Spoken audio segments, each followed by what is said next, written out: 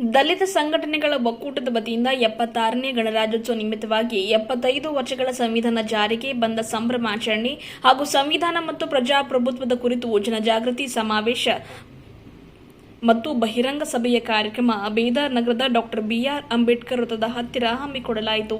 ಕಾರ್ಯಕ್ರಮ ಉದ್ದೇಶಿಸಿ ಉಪನ್ಯಾಸಕಿ ಡಾಕ್ಟರ್ ಜಯದೇವಿ ಗಾಯಕ್ವಾಡ್ ಅವರು ಮಾತನಾಡಿ, ಬಾಬಾ ಸಾಹೇಬರು ಸಂವಿಧಾನ ಬರೆಯುವುದರಲ್ಲಿ ಅವರ ಹೆಂಡತಿ ಮತ್ತು ತಾಯಿಯ ಬೆಂಬಲ ಬಹಳ ಚೆನ್ನಾಗಿತ್ತು. ಜನರ ಒಳಿತಿಗಾಗಿ ದುಡಿತಾ ಇದ್ದ ಅಂಬೇಡ್ಕರ್ ಅವರ ಸಾಮಾಜಿಕ ಕಾರ್ಯಗಳಿಗೆ ಪ್ರೋತ್ಸಾಹ ನೀಡಿದವರು. ಇಲ್ಲಿ ಬಂದಂತಹ ಎಲ್ಲಾ ಮಹಿಳೆಯರು, ಹೆಣ್ಣು ಮಕ್ಕಳು ಭೀಮಾಬಾಯಿ, ರಮಾಬಾಯಿ, ಸಾವಿತ್ರಿಬಾಯಿ ಫುಲೆ ಆಗಬೇಕಾಗಿದೆ. ದೇಶದಲ್ಲಿ ಸಮಾನತೆ ಬರಲು ನಾವು ಕೂಡ ಕೆಲಸ ಮಾಡಬೇಕಾಗಿದೆ ಎಂದರು. ದೇಶದ ಪ್ರತಿಯೊಬ್ಬ ಹೆಣ್ಣು ಮಗು ಕೂಡ ಶಿಕ್ಷಣವನ್ನ ಪಡೆಯಬೇಕಾಗಿದೆ. ಅವರ ಶಿಕ್ಷಣಕ್ಕಾಗಿ ನಮ್ಮ ಎಲ್ಲಾ ಪುರುಷರು ಹೋರಾಟ ಮಾಡಿದರೆ ಅದಕ್ಕೆ ಡಾಕ್ಟರ್ ಬಾಬಾ ಸಾಹೇಬ್ ಅಂಬೇಡ್ಕರ್ ಅವರು ಸಂವಿಧಾನದ ರೂಪದಲ್ಲಿ ಮಹಿಳೆಯರಿಗೂ ಕೂಡ ಸಮಾನ ಅವಕಾಶವನ್ನ ಕಲ್ಪಿಸಿದ್ದಾರೆ. ಹಾಗಾಗಿ ದೇಶದ ಅಭಿವೃದ್ಧಿಯಲ್ಲಿ ಮಹಿಳೆಯರ ಪಾತ್ರ ತುಂಬಾ ಪ್ರಮುಖವಾಗಿದೆ. ಆದರೆ ಇಂದಿನ ಸ್ಥಿತಿಯಲ್ಲಿ ಸಂವಿಧಾನ ಮೂಲಕ ಯಾವ ಹೆಣ್ಣು ಸಾಮಾಜಿಕವಾಗಿ ಸಮಾನತೆಯಲ್ಲಿ ಇರಬೇಕಾಗಿತ್ತು. ಇಂದಿನ ದಿನಗಳಲ್ಲಿ ಹೆಣ್ಣು ಮಗು ಹುಟ್ಟಬಾರದೆಂದು ಭ್ರೂಣ ಹತ್ಯೆಗಳನ್ನು ಮಾಡುತ್ತಿರುವುದು ತೀರಾ ಖಂಡನೀಯಕರವಾಗಿದೆ. ಒಂದು ಹೆಣ್ಣು ಹೊಟ್ಟೆ ಒಳಗಡೆ ಕೂಡ ಸುರಕ್ಷಿತವಾಗಿಲ್ಲ ಎನ್ನುವುದು ಅಪಾಯಕಾರಿ ಸಂಗತಿ ಎಂದು ತಿಳಿಸಿದರು. ನಮ್ಮ ಕರ್ನಾಟಕಕ್ಕಿಂತ ಚಿಕ್ಕ ದೇಶವಾದ ಜಪಾನ್ ಇಂದು ಅಮೆರಿಕ ಮತ್ತು ಚೀನಾ ದೇಶಗಳಿಗೆ ಪೈಪೋಟಿ ನೀಡ್ತಾ ಇದೆ. ಇದಕ್ಕೆ ಕಾರಣ ಅವರು ಬೌದ್ಧ ಧರ್ಮವನ್ನು ಒಪ್ಪಿಕೊಂಡಿರುವುದು. ಬೌದ್ಧ ಧರ್ಮವು ವಿಜ್ಞಾನವನ್ನ ತಿಳಿಸುತ್ತದೆ, ಮೂಢನಂಬಿಕೆಯನ್ನ ವಿರೋಧಿಸುತ್ತದೆ. ಇಂದಿನ ನಮ್ಮ ಮಹಿಳೆಯರು ಮೂಢನಂಬಿಕೆಯನ್ನ ಧಿಕ್ಕರಿಸಿ ವಿಜ್ಞಾನವನ್ನ ತಿಳಿಸುವ ಬೌದ್ಧ ಧರ್ಮದ ಬಗ್ಗೆ ನಾವೆಲ್ಲ ಅರಿತುಕೊಳ್ಳಬೇಕಾಗಿದೆ. ವಿಜ್ಞಾನದಿಂದಲೇ ದೇಶ ನಡೆಯುತ್ತದೆ ಎಂದು ಉಪನ್ಯಾಸಕಿ ಡಾಕ್ಟರ್ ಜಯದೇವಿ ಗಾಯಕ್ವಾಡ್ ಅವರು ಮಾತನಾಡಿ ತಿಳಿಸಿದರು. ಕಾರ್ಯಕ್ರಮದಲ್ಲಿ ವಿಶೇಷ ಭಾಷಣಕಾರರಾಗಿ ಆಗಮಿಸಿದ ನವದೆಹಲಿಯ ಡಾಕ್ಟರ್ ಲಕ್ಷ್ಮಣ್ ಯಾದವ್ ಅವರು ಮಾತನಾಡಿ, ದೇಶವನ್ನ ಧರ್ಮದ ಹೆಸರಿನಲ್ಲಿ ಒಡೆಯುವ ಕೆಲಸಗಳು ಕೋಮುವಾದ ಶಕ್ತಿಗಳು ಮಾಡ್ತಾ ಇವೆ. ಇದನ್ನು ಅರಿತುಕೊಳ್ಳಬೇಕಾಗಿರುವುದು ನಮ್ಮೆಲ್ಲರ ಕರ್ತವ್ಯ. ಸಂವಿಧಾನದಲ್ಲಿ ಇರುವ ಶಕ್ತಿಯನ್ನ ಹಂತ ಹಂತವಾಗಿ ಕುಗ್ಗಿಸುವಂತ ಕೆಲಸ ಈಗಿನ ಸರ್ಕಾರ ಮಾಡ್ತಾ ಇದೆ. ಸಂವಿಧಾನದ ಪರಿಪೂರ್ಣ ಆಶಯಗಳನ್ನ ಜಾರಿಗೆ ತರುವಲ್ಲಿ ವಿಫಲವಾಗಿರುವ ಸರ್ಕಾರಗಳು ಸಂವಿಧಾನ ವಿರೋಧಿಸುವ ಕೆಲಸಗಳನ್ನು ಮಾಡಿಕೊಂಡು ಬರ್ತಾ ಇವೆ. ಆದರೆ ಪೂರ್ಣ ಪ್ರಮಾಣದ ಸಂವಿಧಾನ ಜಾರಿಗೆ ಪರಿಶಿಷ್ಟ ಜಾತಿ, ಪರಿಶಿಷ್ಟ ಪಂಗಡ ಮತ್ತು ಹಿಂದುಳಿದ ವರ್ಗಗಳ ಜನರೆಲ್ಲ ಸೇರಿ ಆ ಆಶಯಗಳ ಜಾರಿಗೆ ಆಗ್ರಹಿಸುವ ಕೆಲಸ ಮಾಡಬೇಕಾಗಿದೆ ಎಂದರು. ಕಣ್ಣು ಮುಚ್ಚಿ ಕುಳಿತಿರುವ ಸರ್ಕಾರಗಳ ಕಣ್ಣು ತೆರೆಯಿಸುವ ಕೆಲಸ ನಾವು ಮಾಡಬೇಕಾಗಿದೆ. ದೇಶದಲ್ಲಿ ಗೃಹ ಸಚಿವ ಅಮಿತ್ ಶಾ ಅಂಬೇಡ್ಕರ್ ಎನ್ನುವುದು ಫ್ಯಾಷನ್ ಆಗಿ ಬಿಟ್ಟಿದೆ ಎಂದು ಹೇಳಿರುವುದು ತೀರಾ ಖಂಡನೀಯವಾಗಿದೆ. ಇದು ದೇಶದ್ರೋಹಿ ಚಟುವಟಿಕೆ. ಒಬ್ಬ ದೇಶದ ಮಹಾನ್ ನಾಯಕನಿಗೆ ಆ ಸಚಿವ ಮಾಡಿರುವುದು ಅವಮಾನ. ಅಂಬೇಡ್ಕರ್ ಎನ್ನುವುದು ಅವರಿಗೆ ಫ್ಯಾಷನ್ ಆಗಿರಬಹುದು, ಆದರೆ ಅದು ನಮಗೆ ಪ್ಯಾಷನ್ ಆಗಿದೆ. ಅಂಬೇಡ್ಕರ್ ಎನ್ನುವುದು ನಮ್ಮ ಉಸಿರಿನ ಪ್ರತಿಯೊಂದು ಕಣಕಣದಲ್ಲಿಯೂ ಕೂಡ ಅಂಬೇಡ್ಕರ್ ಹೆಸರಿದೆ. ನಿಮಗೆ ಸ್ವರ್ಗ ಬೇಕಾದ್ರೆ ನೀವು ನಿಮಗೆ ಬೇಕಾದ ದೇವರ ಹೆಸರನ್ನೇ ಉಚ್ಚರಿಸಿ. ಆದರೆ ನಮಗೆ ಸ್ವರ್ಗ ನರಕ ಎಲ್ಲಿದೆಯೋ ಗೊತ್ತಿಲ್ಲ. ಈಗ ನಾವು ಸ್ವರ್ಗದಲ್ಲಿ ಇದ್ದೇವೆ. ಆ ಸ್ವರ್ಗ ನಮಗೆ ಸಾಧ್ಯವಾದದ್ದು ಅಂಬೇಡ್ಕರ್ ಮತ್ತು ಅವರು ನೀಡಿರುವ ಸಂವಿಧಾನದಿಂದ ಮಾತ್ರ ಸಾಧ್ಯವಾಗಿದೆ ಎಂದರು. ಸಂವಿಧಾನ ಒಂದು ವೇಳೆ ನಮ್ಮ ದೇಶದಲ್ಲಿ ಇರ್ತಾ ಇರಲಿಲ್ಲವೆಂದರೆ ನಾವು ಇಂದು ಈ ಸ್ಥಿತಿಯಲ್ಲಿ ಇರ್ತಾ ಇರಲಿಲ್ಲ. ಅಂಬೇಡ್ಕರ್ ಅವರು ಹೊರತುಪಡಿಸಿ ಬೇರೆ ಯಾರಾದರೂ ಸಂವಿಧಾನ ಬರೆದಿದ್ರೆ ನಮ್ಮ ಸ್ಥಿತಿ ಏನಾಗ್ತಾ ಇತ್ತು ಎನ್ನುವುದನ್ನು ಊಹಿಸಿಕೊಳ್ಳಲು ಕೂಡ ಸಾಧ್ಯವಿಲ್ಲ ಎಂದರು. ನಾವುಗಳು ಸಂವಿಧಾನದ ಕಟ್ಟಾಳುಗಳಾಗಿ ಅದರ ರಕ್ಷಕರಾಗಿ ಕೆಲಸ ಮಾಡಬೇಕಾಗಿದೆ. ಸಂವಿಧಾನ ರಕ್ಷಣೆ ನಮ್ಮೆಲ್ಲರ ಹೊಣೆಯಾಗಿದೆ. ಅಂಬೇಡ್ಕರ್ ಅವರು ನಮಗೆ ನೀಡಿರುವಂತಹ ಸಂವಿಧಾನ ಕಾಪಾಡಿಕೊಳ್ಳಬೇಕಾಗಿದೆ. ಸಂವಿಧಾನದ ಆಶಯಗಳನ್ನು ಮನೆ ಮನೆಗೆ ತಲುಪಿಸುವ ಕೆಲಸ ಮಾಡಬೇಕಾಗಿದೆ ಎಂದು ತಿಳಿಸಿದರು.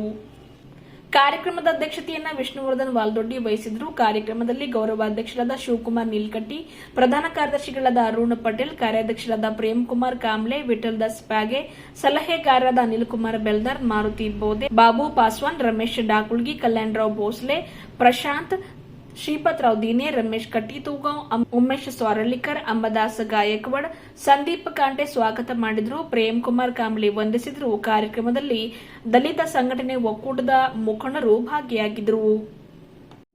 ನನ್ನ ಮಾತುಗಳನ್ನ ನಾನು ಡಾಕ್ಟರ್ ಬಾಬಾ ಸಾಹೇಬ್ ಅಂಬೇಡ್ಕರ್ ಅವರ ಮಾತುಗಳೊಂದಿಗೆ ಆರಂಭಿಸುತ್ತೇನೆ. ಬಾಬಾ ಸಾಹೇಬ್ ಅಂಬೇಡ್ಕರ್ ಅವರು 1949ರಲ್ಲಿ ಭಾರತದ ಸಂವಿಧಾನವನ್ನು ಸಿದ್ಧಪಡಿಸಿ ನವೆಂಬರ್ 26ರಂದು ಭಾರತ ದೇಶಕ್ಕೆ ಈ ಸಂವಿಧಾನವನ್ನು ಸಮರ್ಪಣೆ ಮಾಡಿರ್ತಕ್ಕಂಥ ದಿನದಂದು ಅತ್ಯಮೂಲ್ಯವಾಗಿರ್ತಕ್ಕಂಥ ಮಾತುಗಳನ್ನು ಬಾಬಾ ಸಾಹೇಬ್ ಅಂಬೇಡ್ಕರ್ ಅವರು ಅವತ್ತು ಹೇಳ್ತಾರೆ. ಅವತ್ತಿನ ರಾಷ್ಟ್ರಪತಿಗಳಾಗಿರ್ತಕ್ಕಂಥ ಡಾಕ್ಟರ್ ರಾಜೇಂದ್ರ ಪ್ರಸಾದ್ ಬಾಬು ಅವರಿಗೆ ಸಂವಿಧಾನವನ್ನ ಸಮರ್ಪಣೆ ಮಾಡತಕ್ಕಂಥ ಸಂದರ್ಭದಲ್ಲಿ ಬಹಳ ಎಚ್ಚರಿಕೆಯ ಮಾತುಗಳನ್ನ ಡಾಕ್ಟರ್ ಬಾಬಾ ಸಾಹೇಬ್ ಅಂಬೇಡ್ಕರ್ ಅವರು ಹೇಳ್ತಾರೆ. ನಾನು ಎಂತಹ ಸಂವಿಧಾನವನ್ನ ಈ ದೇಶಕ್ಕೆ ಕೊಟ್ಟಿದ್ದೇನೆ ಅಂತ ಹೇಳಿದ್ರೆ, ನಾನು ಎಂಥ ಅಮೂಲ್ಯವಾಗಿರ್ತಕ್ಕಂಥ ಈ ಸಂವಿಧಾನವನ್ನ ಈ ನಾಡಿಗೆ, ಈ ನೆಲಕ್ಕೆ ಕೊಟ್ಟಿದ್ದೇನೆ ಅಂತ ಹೇಳಿದ್ರೆ, ಭಾರತದ ಸಂವಿಧಾನ ಅನ್ನುವಂಥದ್ದು ರಕ್ತರಹಿತವಾಗಿರ್ತಕ್ಕಂಥ ಸಂವಿಧಾನ.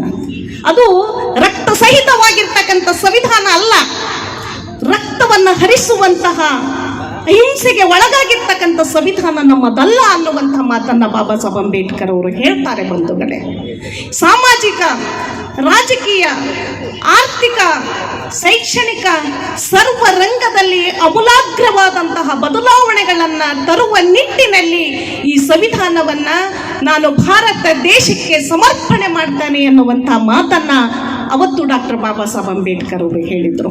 ಇನ್ನೊಂದು ಮಾತನ್ನ ಹೇಳಿದ್ರು. ಈ ಸಂದರ್ಭದಲ್ಲಿ ನಾವೆಲ್ಲ ಗಮನಿಸಬೇಕಾಗಿರ್ತಕ್ಕಂಥ ಸಂಗತಿ ಏನು ಅಂತ ಹೇಳಿದ್ರೆ, ಬಾಬಾ ಸಾಹೇಬ್ ಅಂಬೇಡ್ಕರ್ ಅವರು ಈ ದೇಶಕ್ಕೆ ಒಂದು ಎಚ್ಚರಿಕೆಯ ನುಡಿಯನ್ನ ಅವತ್ತಿನ ಸಂದರ್ಭದಲ್ಲಿ ಕೊಡ್ತಾರೆ. ಏನ್ ಕೊಡ್ತಾರೆ ಅಂತ ಹೇಳಿದ್ರೆ, ಅಯೋಗ್ಯರು ಈ ದೇಶವನ್ನ ಯೋಗ್ಯರು ಈ ದೇಶದಲ್ಲಿ ಇರುವಾಗ, ಸುಮ್ಮನೆ ಕೂತಿರುವಾಗ ಅಯೋಗ್ಯರು ಈ ದೇಶವನ್ನ ಆಳ್ತಾರೆ ಅನ್ನುವಂಥ ಮಾತನ್ನ ಬಾಬಾ ಸಾಹೇಬ್ ಅಂಬೇಡ್ಕರ್ ಅವರು ಹೇಳ್ತಾರೆ. ಅಂದ್ರೆ ಅಯೋಗ್ಯರು ಮಾಡ್ತಕ್ಕಂಥ ಕೆಲಸ ಕಾರ್ಯಗಳನ್ನ, ಅಯೋಗ್ಯರು ಮಾಡ್ತಕ್ಕಂಥ ರಾಜಕೀಯವನ್ನ, ಅಯೋಗ್ಯರು ಮಾಡ್ತಕ್ಕಂಥ ಜಾತೀಯತೆಯನ್ನ, ಅಯೋಗ್ಯರು ಮಾಡ್ತಕ್ಕಂಥ ಕೋಮುವಾದಿತೆಯನ್ನ, ಅಯೋಗ್ಯರು ಮಾಡ್ತಕ್ಕಂಥ ಹೊಲಸು ಪದ್ಧತಿಗಳನ್ನ ಆಚರಣೆಗೆ ತರುವುದರ ಮೂಲಕ ಮತ್ತೆ ಈ ದೇಶದಲ್ಲಿ ಮನುಸ್ಮೃತಿಯನ್ನ ಅಳವಡಿಸಿಕೊಳ್ಳುವಂತ ಅಯೋಗ್ಯರು ಈ ದೇಶದಲ್ಲಿದ್ದಾರೆ. ಅದಕ್ಕಾಗಿ ಯೋಗ್ಯರಾದವರು ಅದನ್ನು ಪ್ರತಿಭಟಿಸಬೇಕು, ಅವರನ್ನ ಕಿತ್ತಿ ಒಗಿಬೇಕು ಅನ್ನುವಂತಹ ಸಂದೇಶವನ್ನ ಬಾಬಾ ಸಾಹೇಬ್ ಅಂಬೇಡ್ಕರ್ ಅವರು ಈ ದೇಶಕ್ಕೆ ಕೊಡ್ತಾರೆ. ಬಂಧುಗಳೇ, होती है जहां इस तरह का आयोजन होता है, वहां लोगों को लगता है कि ये केवल दलित समाज का आयोजन होगा। हमने ये बात जानी है और माना है कि ये नीला झंडा, बाबा साहब अंबेडकर का नाम केवल एक जाति और एक समाज के नायक का नाम नहीं है, पूरी मानवता के कल्याण का काम करने वाले मसीहा का नाम डॉक्टर भीमराव अंबेडकर है। इसलिए पढ़ो नौजवानों, और जितने पुराने लोग हैं, आपकी जिम्मेदारी है कि घर घर इस बात को हमें पहुंचाना है, पहुंचाना और बताना कि maternity leave, child care leave, वेतन के बराबर दाम, काम के घट्टे कम करना, ये सारा महिलाओं को अधिकार दिलाने का काम बाबा साहब अंबेडकर ने किया। किसानों के सम्मेलन में किसानों को उनके लागत का ज्यादा मूल्य मिले, मजदूरों का ट्रेड यूनियन बने, ट्रेड यूनियन बनाने का काम, वेतन भत्ता, ग्रेजुएटी और पे ग्रेड को फिक्सेशन का काम उस इकोनॉमिस्ट डॉक्टर अंबेडकर ने किया। 5 अखबार निकालते थे, मूक नायक से लेकर प्रबुद्ध भारत तक, और 5 अखबार निकालने वाले पत्रकार और सबसे बड़े, आज की तारीख में बड़े पत्रकार में से एक है बाबा साहब डॉक्टर भीमराव अंबेडकर। दलित समाज को आरक्षण देकर जितना रास्ता उनकी मुक्ति का खोला, उतना रास्ता आदिवासी समाज के लिए भी खोला। आबादी 15%, रिजर्वेशन 15%, शेड्यूल ट्राइब की आबादी 7.5, उनको रिजर्वेशन 7.5, और ओबीसी का चूंकि 31 में जाति जनगणना हुई थी, उसके बाद जनगणना ही नहीं हुई, रास्ता खोला। आर्टिकल 15(4), आर्टिकल 16(4) और आर्टिकल 340 के इनके ऊपर एक कमेटी बनाना और ओबीसी की जाति जनगणना कराकर ओबीसी को जितना हक है उसको देने का रास्ता खोलने वाले लोगों में डॉक्टर अंबेडकर का नाम है। और ओबीसी समाज के जितने लोग आए हों, ये बात और आपको गांव पहुंचाने की जरूरत है। जितने किसान जातियां हैं, कमेरा लोग हैं, बाबा साहब डॉक्टर अंबेडकर ने कैबिनेट से जब इस्तीफा दिया, उस समय 3 वजहें बताई थी। पहला, हिंदू कोड बिल का लागू न करना, और दूसरी वजह थी ओबीसी के लिए जो कमीशन बनाया जाना था वो नहीं बन रहा था। इससे नाराजगी जताते हुए डॉक्टर भीमराव अंबेडकर ने मंत्रिमंडल छोड़ दिया था। आजकल तो थोड़ा सा पैसा और 2 कुर्सी मिल जाए तो पार्टी ही तोड़ करके पूरा नेता लोग चला जाता है दूसरे खेमे में। विचारधारा पीछे, और वहां पे भी खड़ा होकर के सब जय भीम बोल लेता है बड़ी निर्लजता से, जिनका पूरा काम बाबा साहब अम्बेडकर के खिलाफ हो रहा है। चूंकि वैचारिक मंच है इसलिए बहुत सारी बात खुलकर नहीं बोलूंगा, लेकिन समझदार को इशारा काफी है। आप बीमारी का पता नहीं लगाएंगे तो इलाज शुरू कैसे होगा? चोट पैर में लगी होगी और सर दर्द की दवाई चल रही होगी, बीमार और बीमार होगा कि नहीं? इसलिए आज 26 जनवरी के दिन बीदर ही नहीं पूरे देश को मूल्यांकन करना था कि जिस दिन पूरे मुल्क को संविधान दिवस मनाना था, क्या इस देश का संविधान ने केवल दलितों को हक अधिकार दिया? तो ये केवल पूरे भारत में सबसे ज्यादा सम्मेलन संविधान का दलित ही क्यों मनाते हैं, ये मैं भी जानना चाहता हूं। इस देश के ओबीसी अभी उतने जागरूक नहीं है, थोड़े थोड़े हो रहे हैं, हम लोग कोशिश कर रहे हैं, लेकिन इस देश के संविधान ने वोट डालने का अधिकार, समानता का अधिकार, न्याय का अधिकार तो इस देश की सारी आबादी को दिया था। इसलिए संविधान सम्मेलन केवल कुछ ही लोग क्यों करते हैं? जरा आज इस देश का इस सवाल का जवाब पूछना सोशल मीडिया पर लिख करके, कितने लोगों ने आज संविधान दिवस मनाया है? जरा फोटो शेयर करो, जरा बताओ। और जो मैं कहना चाहता हूं आप समझ गए होंगे तो समझ जाना, जो लोग अपने को इस धरती पर श्रेष्ठ कहते हैं और सब जगह पूरे देश में कब्जा उनका है, उनमें से किसी संगठन ने आज संविधान दिवस मनाया हो तो जरा मुझे उसकी तस्वीर बता देना। क्योंकि संविधान ने श्रेष्ठ और निकृष्ट के भेद को खत्म किया, बराबरी बना दी थी। इसलिए आज भी जो बराबरी नहीं चाहते वो संविधान को अपना दुश्मन मानते हैं, और ऐसे लोगों को पहचानना इस तरह के सम्मेलन की सबसे पहली शर्त होनी चाहिए। आज इस संविधान को खतरा है, और खतरा कैसे है मैं एक एक तारीख बता करके आपको चेताने चाहता हूं। और वो खतरा जिनसे है, अगर हम उन्हें नहीं पहचानेंगे तो संविधान के ऊपर माला चढ़ाओ, फूल चढ़ाओ, इससे संविधान नहीं बचेगा। संविधान को दिलों तक पहुंचाओ और संविधान को आखिरी व्यक्ति तक पहुंचाओ, तब संविधान बचेगा और तभी संविधान जिंदा रहेगा। इसलिए इसकी बात करना यहां जरूरी है। खतरा है। कौन संविधान का विरोधी है? कौन आज भी कहता है कि इस देश के संविधान को बदलना है? ये पहचानना इस मुल्क की पहली जिम्मेदारी है। दुनिया के बाकी देशों में संविधान बना तो उसे लोगों ने कबूल किया, सीने से लगाया। इस देश का संविधान बना तो जिस दिन इस देश का संविधान अंगीकृत, अधिनियमित और आत्मार्पित हुआ, 4 दिन बाद उसका विरोध शुरू हो गया। और मैं बताना चाहता हूं सिलसिलेवार, बीमारी का एक्सरे जरूरी है ताकि सम्मेलन खत्म हो तो इलाज शुरू करना। बसवन्ना की धरती, कबीर की धरती, रैदास की धरती, तथागत बुद्ध की धरती, फूले की धरती, पेरियार की धरती, किस बात की कुर्बानी करते चले गए ये लोग? इंसान और इंसान बराबर बने। तो संविधान ने क्या किया? इंसान और इंसान को बराबर बनाने की कोशिश की। आज का दिन उन लोगों को याद करने का दिन है जिन्होंने संविधान बनाया। और कुछ लोग कहते हैं कि बाबा साहब ने अकेले थोड़ा ही बनाया। तो इतिहास पुराने लोग जानते होंगे, नौजवानों जानना, संविधान समिति में, प्रारूप समिति में कुल मिलाकर 7 लोग थे।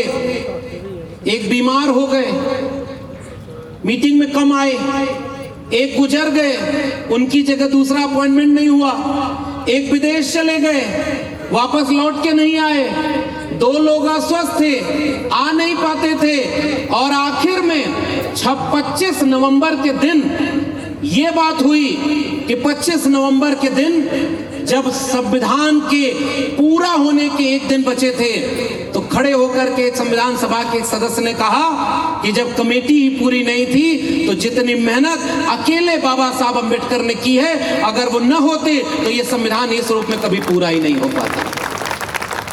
कुछ लोगों को है कि अकेले उनको क्रेडिट क्यों देते हो? मैं तो कभी कभी सोच कर डर जाता हूं कि अगर उस संविधान सभा की प्रारूप समिति की अगुवाई बाबा साहब अम्बेडकर की जगह कोई और कर रहा होता तो क्या होता इस देश का। शुक्रिया अदा करिए कि एक ऐसा नायक उसकी अगुवाई कर रहा था जिसके दिल में मानवता थी, बुद्ध का विचार था, कबीर का विचार था, फूले का विचार था। इसलिए उसने बदला नहीं लिया संविधान में। चाहते तो डॉक्टर अंबेडकर भी लिखवा सकते थे या बहस कर सकते थे कि जितने साल तुमने हमें अछूत बनाया उसका आधा तुम भी बनोगे, अब तब कोटा पूरा होगा। जिस रास्ते हम नहीं चलेंगे, अब एक राजपथ बनेगा, उस पर केवल दलित चलेंगे क्योंकि दलित को संविधान लिखने का मौका मिला और तुम नहीं चलोगे।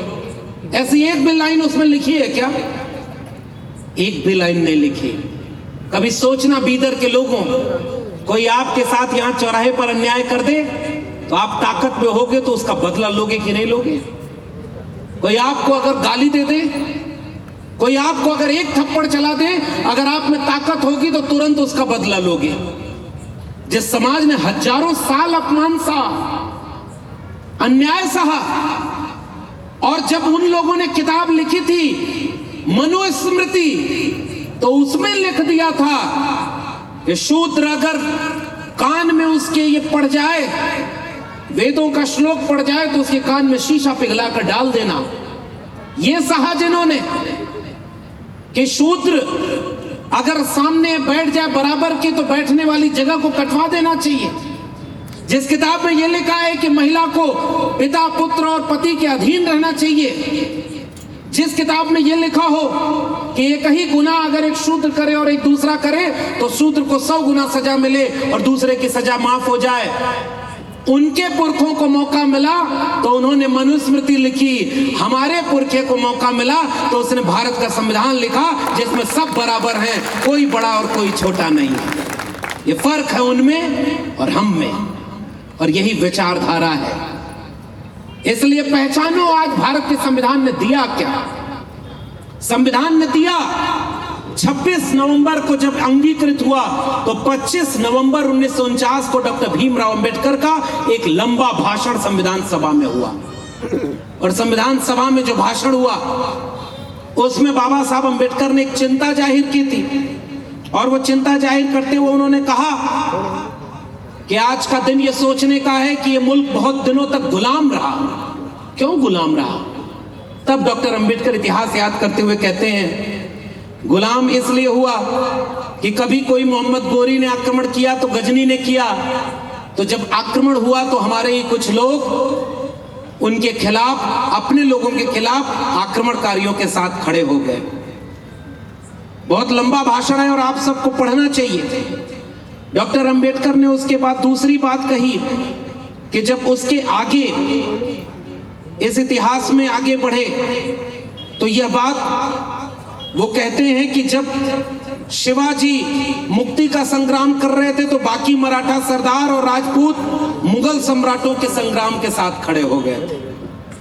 ब्रिटिश शासन आया और जब सिख शासकों को नष्ट कर रहा था तो उस समय उनके प्रमुख सेना नायक गुलाब सिंह खामोश बैठे थे। ये डॉक्टर भीमराव अंबेडकर का भाषण है, 25 नवंबर 1949 को संविधान सभा में दिया गया। सन 1947 में जब देश के एक बड़े भूभाग पर अंग्रेजों के विरुद्ध आजादी का युद्ध घोषित कर दिया गया था, उस समय सिख निष्क्रिय रहे और मूक दर्शकों की तरफ देखते रहे। क्या इतिहास की पुनरावृत्ति होगी? यह विचार मुझे बेचैन कर देता है। डॉक्टर अंबेडकर चिंता कर रहे थे कि कहीं ये जो आजादी मिली है ये वापस गुलामी में तो नहीं लौट जाएगी। मैं इस बात पर जब गौर करता हूं कि जातियों और पंथों के रूप में हमारे पुराने दुश्मनों के साथ साथ विपरीत और विरोधी राजनीतिक विचारधाराओं वाली अनेकानेक राजनीतिक पार्टियां हमारे सामने आने वाली हैं, क्या भारत देश को अपनी विचारधारा के ऊपर ये रखेंगे या विचारधारा के नीचे रखेंगे? मैं नहीं जानता, लेकिन यह बात तय है कि यदि पार्टियां विचारधाराओं को देश से ऊपर रखेंगी तो दूसरी बार हमारी आजादी पर चोट होगी संभवतः, और वो आजादी हमेशा के लिए हमसे छीन ली जाएगी। डॉक्टर अंबेडकर ने आगाह किया था, हम सबसे पहले और सबसे आखिर तक भारतीय हैं। डॉक्टर अंबेडकर ने ಅರ್ಥಪೂರ್ಣವಾಗಿ ಮಾತಾಡಿದ್ರು ನಮ್ಮ ಹೆಣ್ಮಕ್ಳ ಬಗ್ಗೆ. ಯಾಕಂದ್ರೆ ಅಕ್ಕ ತಾವು ತಿಳ್ಕೊಂಡಿರೋ ಪ್ರಕಾರ ಏನಾದ್ರೂ ನಮ್ಮ ಹೆಣ್ಮಕ್ಳು ತಿಳ್ಕೊಂಡ್ರೆ ಬಹಳ ಜಾಗೃತಿ ಆಗ್ತೀವಿ ಅಂತ ಹೇಳ್ತಾ, ಅದೇ ರೀತಿ ಲಕ್ಷ್ಮಣ ಯಾದವ್ ಸರ್ ಅವರು ಕೂಡ ಬಹಳ ಒಂದು ಮನಸ್ಸು ತುಂಬುವಂತ ಒಂದು ಮಾತು ಹೇಳಿದ್ರು. लक्ष्मण यादव सर जी, आपने जो बोला कि यूथ को आज मंच के अध्यक्ष बनाया गया है, तो ये हमारे बुजुर्ग जो हमारे सीनियर लीडर्स हैं उनके देन है. मैं समिति की ओर से पहले उनको शुक्रिया अदा कहना चाहता हूँ. हमारे गौरव सलाहगाररागिರ್ತಕ್ಕಂಥ अनिल कुमार वेल्दारಣ್ಣವರು 2017 में जो दिल्ली जंतर मंतर में संविधान के प्रति दहन हुआ था, सबसे पहले बीदर में ही समिति बना गया था सर. तो समिति का नाम था संविधान संरक्षण समिति. उसका राज्य कार्यदर्शी जनरल सेक्रेटरी थे अनिल सर, और दूसरे गण हैं भारती बोधे सर, जो झड़पी के 2 टर्म के झड़पी मेंबर रह चुके हैं. और एक जने हैं हमारे रमेश डाकुलगी सर, तो उन्नू जी हमारे डाकुलगी सर तालुका पंचायत के फुल टर्म प्रेसिडेंट थे तालुका पंचायत के. और एक थे हमारे बाबू पासवान जी, हमारे सिटी म्यूनसिपल के चेयरमैन रह चुके हैं. और हमारे श्रीपद राव तीने जी और कल्याण राव भोसले जी और रमेश कट्टीतुगांव और उमेश कुमार स्वारेले जी, उनके विचारधारा को लेके ही आज हमें मंच बनाया गया है. सर मैं आपको पूरे मंच के तौर से, हमारे बीदर के दलितों के तौर से एक बात कहना चाहता हूँ आपसे कि आज जो प्रोग्राम बनाया गया है ऊपर किसी भी नेता को नहीं बिठाया गया है सर. ये सब यूथ के एक देन है. और हमारे सीनियर जो है हमारे संगठन के कैसे प्रोग्राम ऑर्गेनाइज करते हैं बोल के हमको एक चैलेंज दिए थे. वो चैलेंज के हिसाब से ना कोई MP है ना कोई MLA है. आपके शैली में बोलता हूँ सर, समझदार को इशारा काफी है. किसी को भी नहीं बुलाया गया है.